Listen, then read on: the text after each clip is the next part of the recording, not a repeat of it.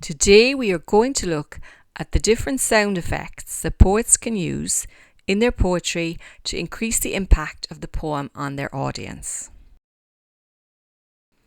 One technique that poets often use to give emphasis to certain words is repeating the first letter, and there is a name for this. We call this alliteration, as we see in this example by Dr. Seuss.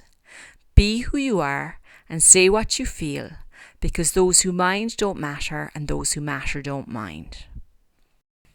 Another technique that poets use in order to make a line more musical is repeating a vowel sound. And this also has a special name. We call this assonance, as we see in this example from Dr. Seuss.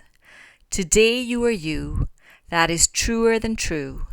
There is no one alive who is youer than you. There is also a special word for repeating a consonant sound in order to make a line more musical, and this is called consonance. As we see in this line, also from Dr. Seuss, sometimes you will never know the value of a moment until it becomes a memory. A final technique which poets use to increase the music of their lines is to choose a sound that reflects the meaning of the word. This also has a special name which we call onomatopoeia, and we see this technique in these lines from Dr. Seuss. I'm not going to read them all, I'll just read maybe the first one or two. So some of the interesting sounds we have here that reflect the meaning of the words include choo choo, sizzle sizzle, buzz buzz, pop pop, slurp slurp.